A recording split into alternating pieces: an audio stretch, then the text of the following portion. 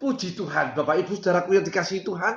Kembali pada hari ini kita akan belajar dalam pemahaman Alkitab kita dalam kitab Imamat pasal 8 ayat ke-10 sampai 13, yaitu tentang pengurapan. Saudara-saudariku yang dikasihi oleh Tuhan, inilah salah satu rahasia pelayanan sehingga kita melihat kemuliaan Allah di dalam pelayanan kita. Sepintas lalu Musa hanya mendirikan kemah sembahyang dalam Keluaran 40 ayat 33 sampai 34. Lalu kemuliaan Allah itu turun ke atasnya.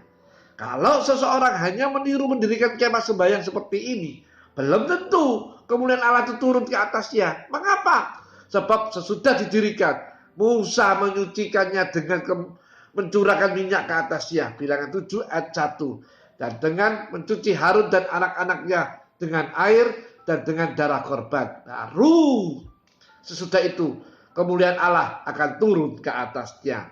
Saudara-saudariku, begitu kita melihat perbedaan di dalam pelayanan macam-macam hamba Allah, sebagian nyata sekali diberkati dan orang-orang dipuaskan, menerima berkat sebab ada hadirat Allah. Sebagian itu tidak. Mengapa? Perbedaan urapan. Kita perlu pengurapan seperti Tuhan Yesus dalam Yahya 3:34. Tanpa pengurapan, Roh Kudus tidak akan ada hasil yang memadai. Kemampuan kita ini amat terbatas. Betul kita bekerja sama dengan Tuhan, 1 Korintus 3:9. Tetapi andil kita amat kecil. Kemampuan kita hanya 5 roti. Tetapi kebutuhan 5.000 perut laki-laki yang lapar. Belum termasuk perempuan dan anak-anak.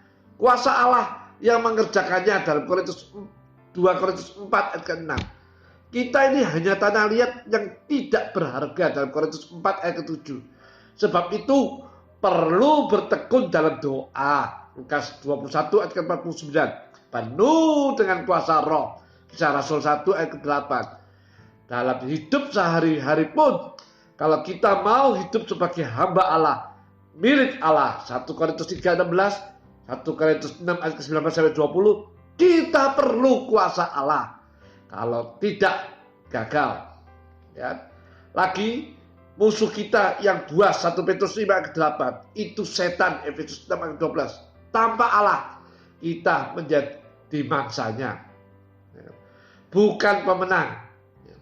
Kita ini perlu kuasa Roh Kudus. Kalau tidak, pelayanan kering dan mati. Seseorang juga tidak akan tahan. Kita akan baca dalam Imamat pasal 8 ayat ke-10 sekarang. Ayat ke-10 sampai ke-11 ya.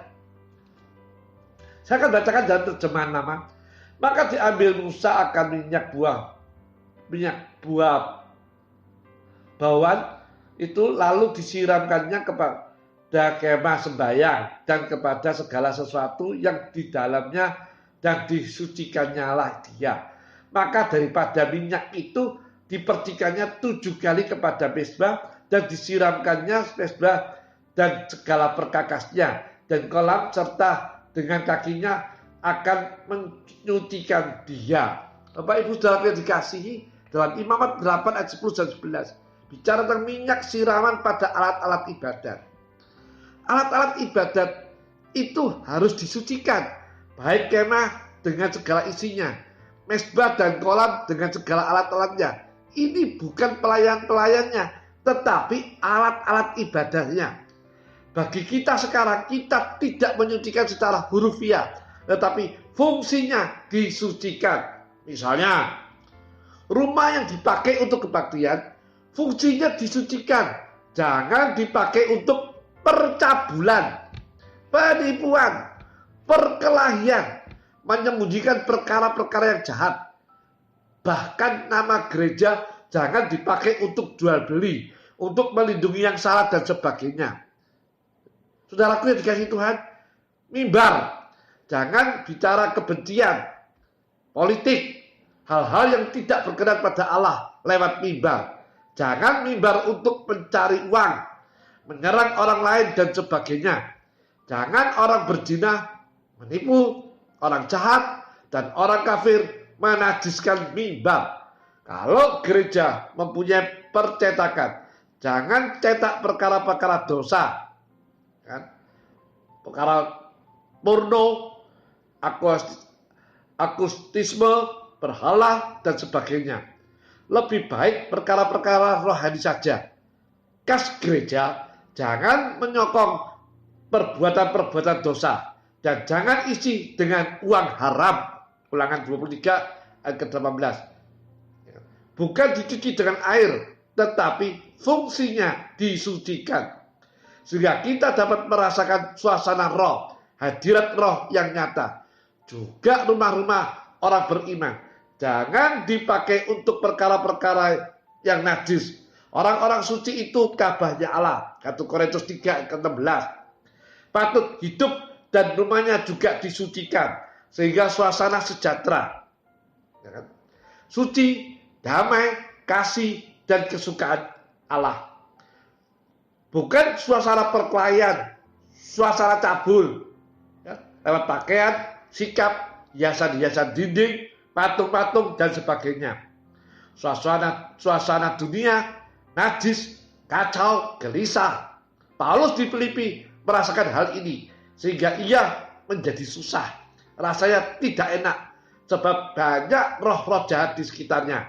Kisah Rasul 16 ayat 16. Gereja, rumah-rumah orang beriman, bahkan tempat-tempat umum yang akan kita pakai untuk berbakti, misalnya kebangunan rohani dan lain-lain, perlu disucikan sedapat-dapatnya. Saudara-saudariku, ada roh-roh jahat yang berkeliaran. Tetapi biasanya mereka mempunyai daerah-daerah tertentu, penguasa daerah-daerah tertentu dalam Efesus 6 ayat ke-12, Markus 5 ayat ke-10. Kalau kita merasa ada kuasa-kuasa gelap di daerah kita, usir mereka, jangan takut. Markus 16 ayat ke-17. Pemerintah, maksud saya, perintahkan dan bertindak dalam nama Yesus. Kalau karena sesuatu keperluan kita terpaksa harus ada di daerah iblis yang padat, jangan takut. Lawan mereka dalam nama Yesus. Roma 8 ayat 31, 1 Yahya 4 ayat ke-4. Memang orang Kristen tanpa Kristus itu amat lemah, kecuali ia buka pintu. Iblis tidak dapat masuk selain dapat izin daripada Allah. Saudara-saudariku, tetapi amat indah kalau ada Kristus di dalam kita. 2 Korintus 13, ya kan? Ayat ke-5. Saudara-saudariku, biarlah gereja kita, tempat-tempat kita berbakti, bahkan rumah-rumah kita, juga tempat-tempat kerja, milik kita, semuanya boleh disucikan fungsinya, sehingga kita merasakan hadirat Allah senantiasa.